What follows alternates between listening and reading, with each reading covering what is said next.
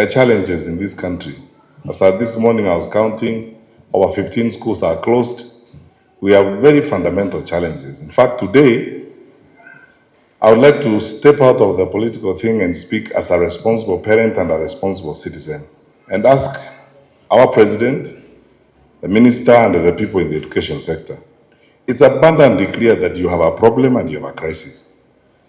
And there is no reason why to be arrogant and refuse to accept what everyone can see. Muko na shida. And the sector has been very badly mismanaged. Next week, when we have the retreat with my colleagues in the opposition, I'm going to plead with them that we now look for an opportunity for an all-parties conversation on the education sector in the country. Because you see, we can keep pointing fingers at the government and blaming the government and saying this and saying that. We look like irresponsible people. Our children are suffering and we are spending time calling each other names, saying it's him who's wrong, it's how who has not done this, it's this one who has not done this. Personally, I would like to say sincerely, as a believer, that on that one issue, we can have whatever political differences we have or whatever it is, but on that one issue, and I hope His Excellency, our president, because we respect the Constitution and we have to respect the Constitution. William Ruto is our president under the law, and we have not suspended the Constitution. So I hope our president will see it as a genuine and sincere need for us to have an all-parties conversation on the education sector in the country. Because it's a crisis and it is going to blow up sooner than we think.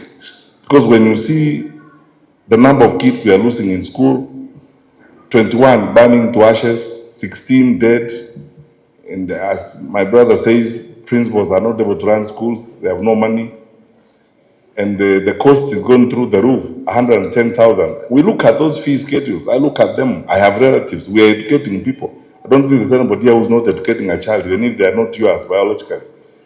We are educating a lot of people, relatives and so on. I ask myself, who's going to pay a national school fee of 115,000? The reason why we were putting money in education when we were in the government is so that we make education available and affordable to everybody. Because it's the equalizer to all of us. Sisi tunataka watoto waende shule, waendelee kusoma. And we must manage the sector responsibly. There are some solutions that I think, instead of looking like we are criticizing the government all the time, there are some solutions that are within reach. I would advise, I mean, this is unsolicited, I don't have to advise the president, but if I was there myself, I would appoint a PS in charge of transition and the new curriculum. That's what we advised Uhuru.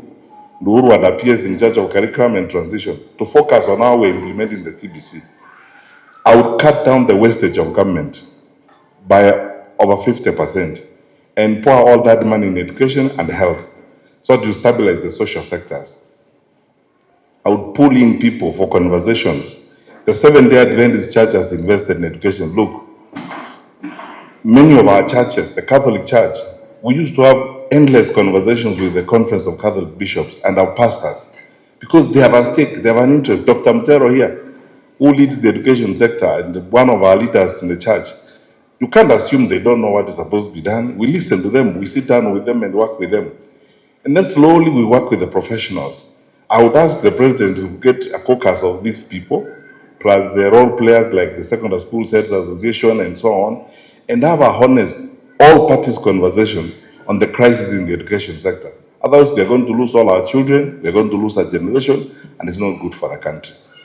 So, I will plead with my colleagues, even those ones in the opposition, safari tuweke sasa shida zetu kidogo kando na tofauti zetu kwa hii issue moja tu ya elimu ya watoto wetu.